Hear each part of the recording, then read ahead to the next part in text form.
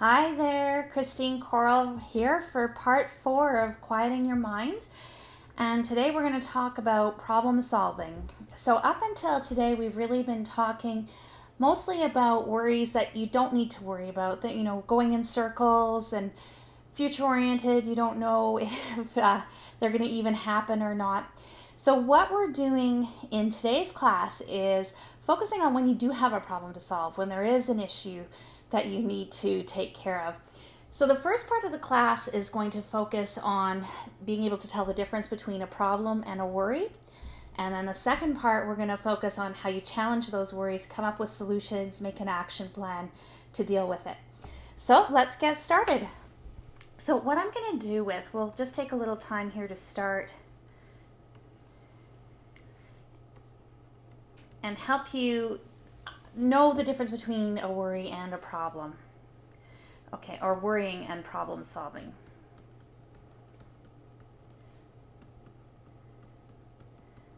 Okay, so what we're trying to do is just help you understand the difference between the two and how to get unstuck and move from maybe worrying, like when, the difference when you should be worrying or, no, you shouldn't be worrying. What am I saying?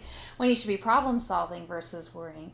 So what the difference is, with worrying, we're focused on the worst case. Absolute worst case. Actually, someone this week, I've got my tea in it now, sent me a mug. Can you see this?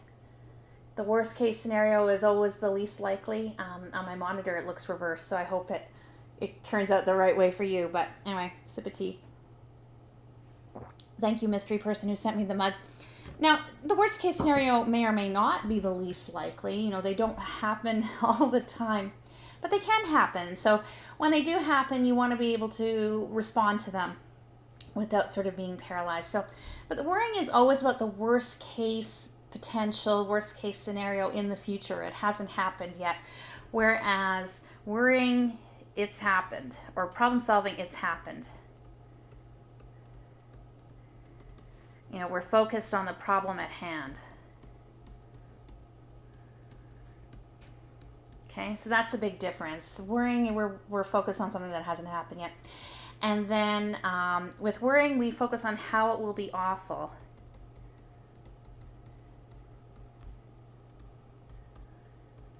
Whereas coping, we're focused on, or with problem solving, I'm jumping ahead of myself, we're focused on how we'll cope. Okay, so this has happened now, what are we going to do? And so you see it's a very different orientation. And with worrying too, you tend to go in circles. Going, this will happen, and then this will happen, and then this will happen. That chaining starts to happen. Whereas with problem solving, we come up with a plan.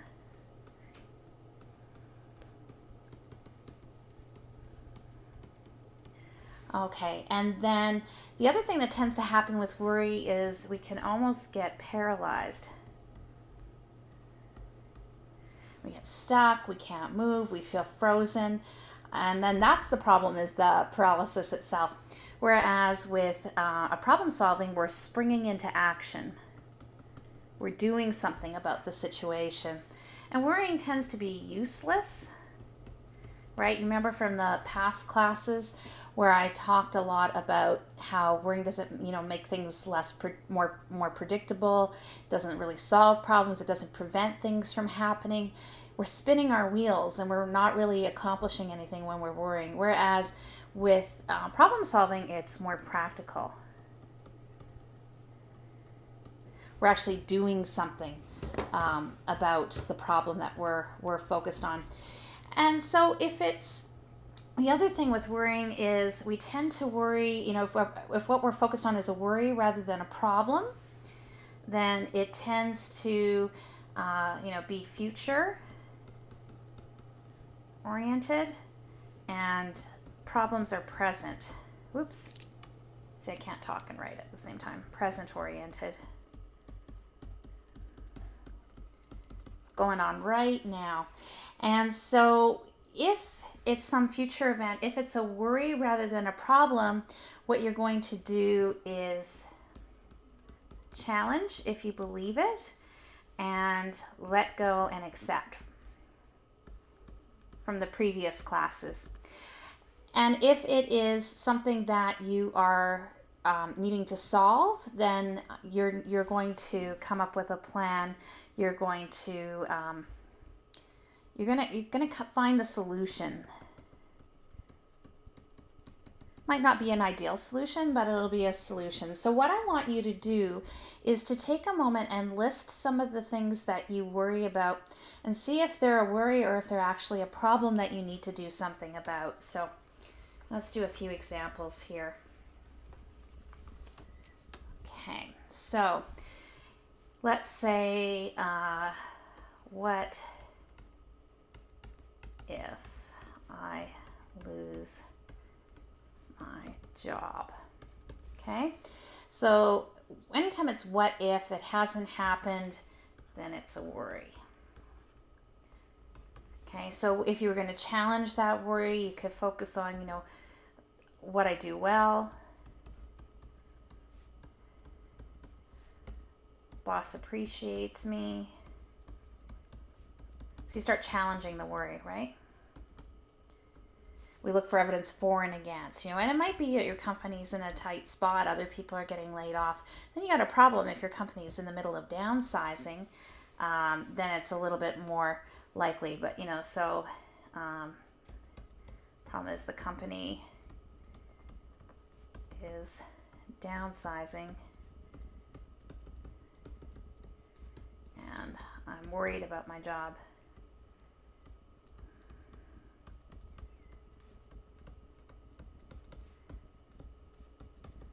Okay, so let's say you've challenged the fears, but there's actually a bit of a problem here. I'd call this a problem more than a worry, because what's going on is that you're seeing other people are getting laid off. Certainly, you can see the writing on the wall. My husband was laid off about 2 years ago, and before it happened, I went, "Oh, you're gonna get laid off. You're gonna get laid off. You're gonna get laid off." It's like a broken record. So if I wasn't particularly worried about it. It was just sort of, you could see the writing on the wall, and then he was laid off. So now he's fine. It's all good. But actually, it's probably a good thing in some ways. So the company's downsizing. I'm worried about my job. So then you come up with your plan for what you're going to do. And we'll go through that outline in a minute.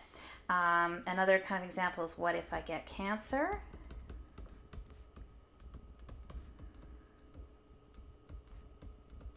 My pen's doing funny things today. So this would be more of a worry. I'll put problem here. Okay, what if I get cancer is more of a worry. For people who have health anxiety, what we do is, find alternative explanations for symptoms.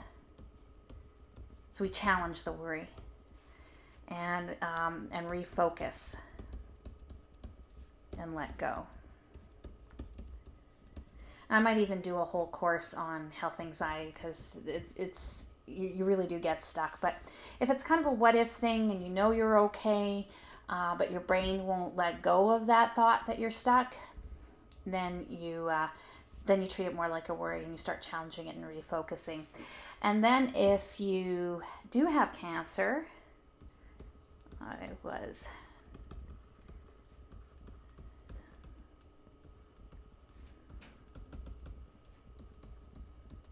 then you have a different set of you have a problem that you need to do.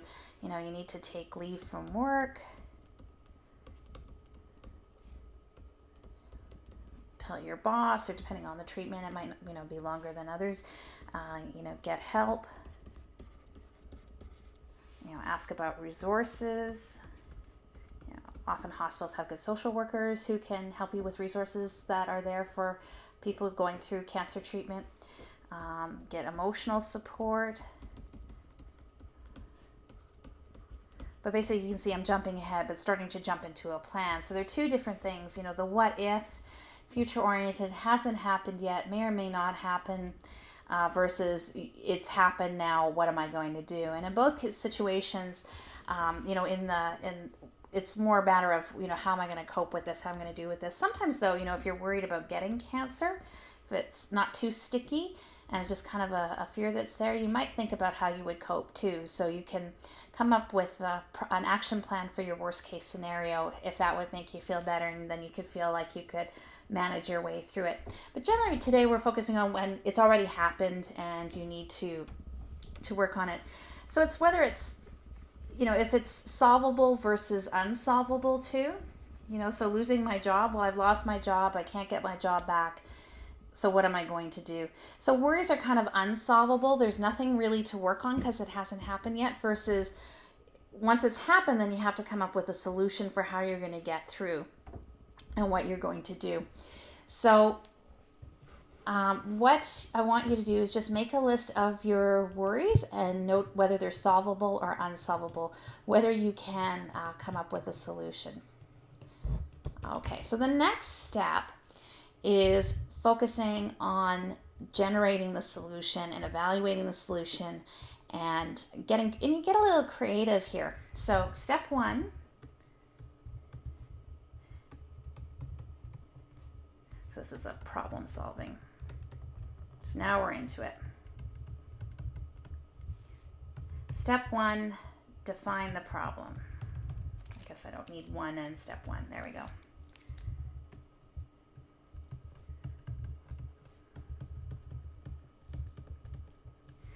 And so let's say for this example, I lost my job.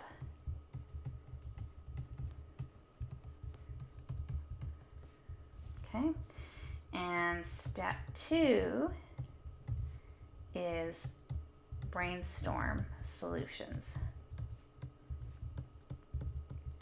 So you want to get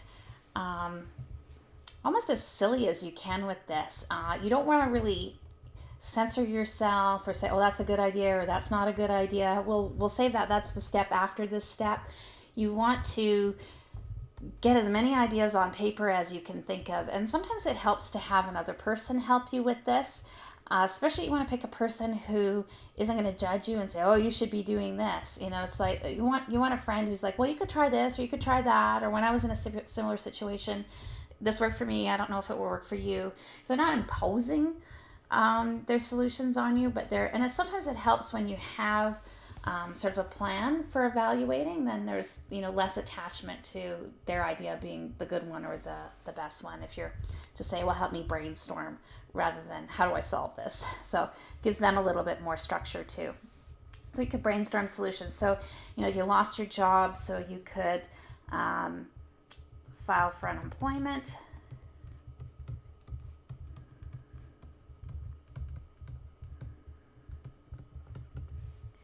And you could ask friends if they know of any jobs.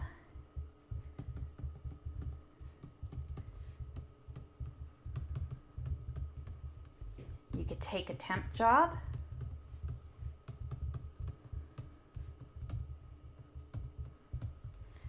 Start your own business.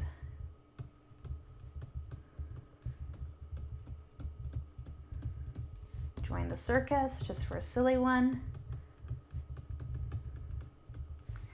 And take an odd job. Worst case scenario. I've worked with so many people who, when they have been unemployed, ended up doing odd jobs like shoveling snow or landscaping or walking dogs, and ended up liking that a lot better. They didn't have to commute. Time was their own, and started companies on their odd jobs. So who knows? You may like it better. But then you go through all of these solutions, and so you generate your long list, and hopefully get 15 to 20 if you're really creative. And then what you want to do is you go through the pros and cons of each of these. So I'll just kind of line this up here. There you have a piece of paper. Step 3 is beside step 2. So when you evaluate the pros and cons, pros, I'll get some money if I file for unemployment insurance. The cons, or I guess it's employment insurance now here in Canada, you get some money. It might not be enough, and I still rather be working. Okay. Ask friends if they know anything, so it's good for networking. And sometimes the cons I see when people are in this situation is they find it embarrassing. They're ashamed. What I try and remind people is often how would you feel if you helped a friend get a job? And, 9 times out of 10, everyone says, oh, I feel fantastic. That'd be great. I'd love to help a friend in a tight spot if I knew of something. And then I say, well, then give them that opportunity to do that for you. So sometimes, what gets in the way of some of these is just our own feelings about them. And then if you can find a better way to think about it, if you can challenge the thing that's keeping you stuck with a particular solution, and look at whether it's true that it's that embarrassing. I mean, these days, especially where I live, there's a lot of oil and gas business. I think it's hard to find someone who hasn't been laid off from their job somewhere. So there's certainly a lot of us out there who've lost jobs or been afraid we're going to lose jobs. So I think there's more empathy than anything out there. So anyway, little aside, let's get back to this. You could take a temp job.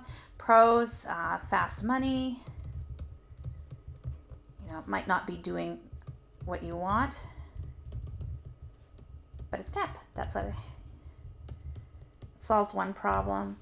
Starting my own business, the pros, won't get laid off again. And it might take time before you get it going. But some businesses, it takes a while before you start making money. Or you can be consultant, and find consulting job. Join the circus, it would be fun. Cons, not talented. I don't know what I would do in the circus. Or it would take training. If I were going to join Cirque du Soleil, then, that won't happen unless I do something that doesn't require balance or coordination. So I don't think they have any jobs for me there. Maybe selling tickets. I could do that, I think. Or maybe their marketing department. But definitely not a performer. I know my limits, all as fun as it might be. And then odd jobs. The pros are it could be interesting and flexible. Con, unsteady income, maybe, at least at first, unless it turns into a big business. So then what you do once you have this list of pros and cons is step 4 is to evaluate which one you're going to do first. So let me just change the color on the pen. So maybe, you decide filing for unemployment is the first thing to do because it's the fastest way to get some money in. And maybe even if you're having trouble paying bills, then the next thing to do is maybe call the companies, let them know that you lost your job, and if you can make any sorts of arrangements. You could cut expenses as well. So there's different ways to sort of stretch out your money and adjust your budget. And then, maybe this is an easy one, so you do that too. But as you do each of these, you evaluate how well they worked, whether they were the solution to your problem, and then you go on to the next one, and the next one, and the next one, and the next one. And if none of your solutions completely work, then you try and generate some more and brainstorm some more. So whatever it is that sort of gets in the way, you want to think of it as any problem that gets in the way of living a smooth, easy life. Then how do you get to a smooth, easy life? I'm not entirely sure. Then you want to kind of get creative and think of ways around it. See it as more of an obstacle than being completely overwhelmed by it. Can do one more example.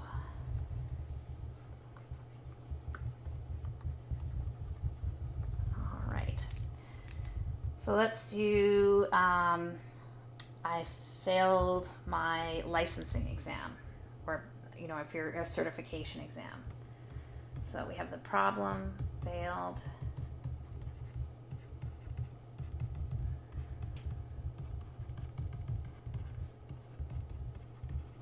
Or if you're in school, just any exam. But, there's lots of us after we graduate who have to write licensing exams or become, certainly in accounting, I see lots of accountants who have to go through, exam after exam and after exam. So, and often several of them, not just one. So say you fail one, and then what you want to do is do your brainstorm.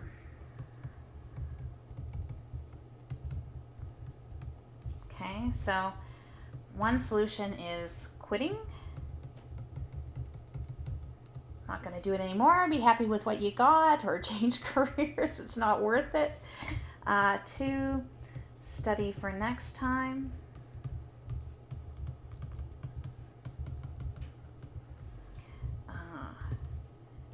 Change career direction.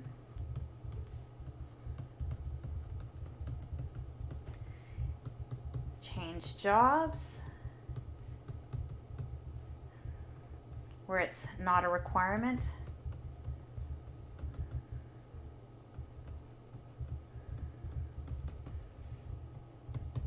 Get a tutor.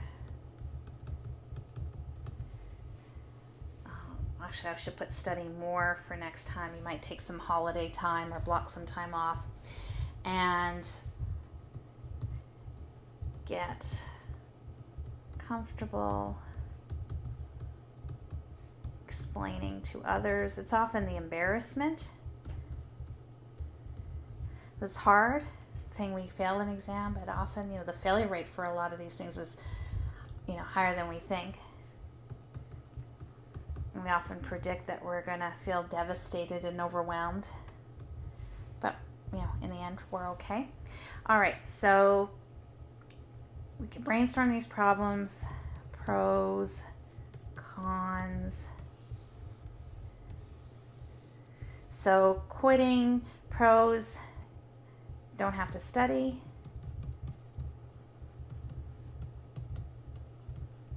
If you quit, cons, feel, what would be a good feeling for that? You just feel disappointed. Put in all that work and you have nothing to show for it. You kind of wanted to do it.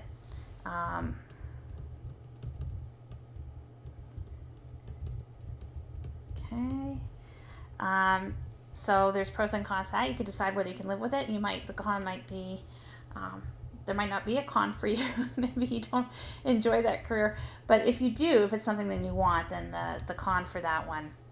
So maybe you want to eliminate that one, as not a viable option because you decide you really do want to do this to yourself. You really want to put yourself through studying for this next time. So next time you give yourself more time to study. The pros are better prepared. Oops. For next time, cons, use up vacation time. Or you could study in Hawaii or somewhere nice. Okay. Changing career direction. There wouldn't have to worry about this. You move in a new direction, so you change to a different career. So the pro might be skip this hurdle. Con is there'll probably be another one. So there'll be a steep learning curve for the new job. Maybe, depends. It's easier to do like when I'm actually with a person too, because we can look at the viability of each of these. So, understand I'm kind of pulling this example out of thin air too. Changing jobs is kind of the same thing, or like maybe same field but different company, where it's not a requirement. And you go through all of these to see, which are so I won't belabor this, but you get the idea. And then you see which are the most, like right away, I just cross that one out because, depending on, some people might choose that, and then they don't have to worry about the other ones. But, as you evaluate them for their pros and cons, you might eliminate some off the top as not really an option, that you do want to go ahead and do this. And then you start doing them. You start doing this one and this one and then this one, and you see what works. So, a lot of times, we do fall flat on our faces and we have to figure out a way up. And that's really what indicates success. You can read all kinds of biographies about people who were successful, and you'll see there's parts in their story where they really overcame adversity. And that seems to be the trick to all of this is finding how are we going to cope? How are we going to figure this out? Almost treating your life more like it's a puzzle to be solved. How am I going to respond to this? And so anytime something knocks you down, you figure out a way around it. So that's basically problem solving. You do get better and better at it. And as you sort of take this approach to life, what can start to happen is that you find that you don't worry when things arise because you trust that you have the ability to get through it. You don't get that jolt of anxiety. That's why, whenever I still do get anxious about things, but it's always curious to me because it's less and less often now, because I always think, well, I can cope with embarrassment and I can cope with falling on my face, or I can cope with not having enough money. I can cope with, all kinds of things now. I can cope with loss. I don't want to have to cope with some of those things. There's some things, I'm like, oh, really? And that's okay. Like, you can have that, I just need to adjust to this new reality. I think particularly with grief, if grief is the problem to be solved, then it's more about giving yourself the time that you need to adjust to that new reality and being kind to yourself through that process. And grief can be many things. It can be the loss of a person, the loss of a relationship, the loss of a pet, loss of a job, anything that requires us to let go of something that was dear to us. If that's the problem, then you want to be kind to yourself and expect some of the emotions. And then, so some problems are actually you go out and you figure out how you're going to solve this problem. How are you going to get another job? And other problems are, how am I going to cope with this loss? How am I going to cope with this sadness? And so those are two different things. Another point that I'll make too is sometimes, especially when I've worked with people who've been looking for new jobs, and have some social anxiety, they can't cope with the interview or even the thought of applying. Well, they can cope. That's not what I mean. They feel that they can't cope with the job interview or going through the process of looking at a job. And I can't tell you how many people I've worked with who are even afraid to look online. It made them anxious to look online for new jobs because that thought was overwhelming. So that becomes your problem. The problem then, I wouldn't say, is that you need to find a job. The problem in that case, so I erase this, would be anxiety about finding a job. So in that case, you start to brainstorm different solutions. So you could see a psychologist.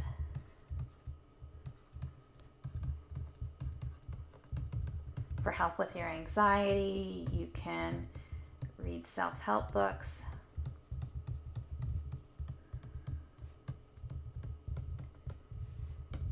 Get a headhunter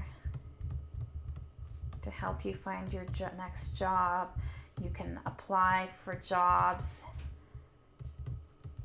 that you don't care about, because that makes them less anxiety provoking. I don't know what's going on with my pen today. So if you find you're really stuck and paralyzed, then that is the problem, not the problem. Does that make sense? So if you're kind of caught in that, so sometimes it helps to get a little help generating some of these solutions. So it's not just using force of will. If you're really stuck, then I want you to look at the kind of emotion and how you're going to cope with that. How are you going to overcome the anxiety that keeps you from achieving the goals that you want to achieve. So I hope that gives you a good start. This is definitely another one of those things that you practice until you get perfect. There actually are some great books on this. I didn't do it exactly like Greenberger and Podesky, but another book, like if you want to read a little bit more about this, in Mind Over Mood, they have a section on experiments and action plans. So they have their own way of approaching this. I think there's some similarities. I have to look at it again. But generally, there's a lot of cognitive therapy books that do address, how do I go about solving a problem once it's been creative, once it's there, and I have to deal with it. So keep practicing. And next session, we're going to talk about relaxation, and particularly because a lot of people who worry, we have a lot of muscle tension, we grind our teeth, we have tension in our shoulders. So we're going to talk about how to recognize that muscle tension and how to release it, how to let it go. It's not so much to make the anxiety go away. A lot of people will teach relaxation as a way to make it go away. This is more to create an awareness of when the tension is building in your body, and it's good for you to practice relaxation. So we're going to focus on that next time. It's going to be a nice session. Feels good. Anyway, happy problem solving. Hope you have a good time with this section, and I'll see you in the next class. Bye.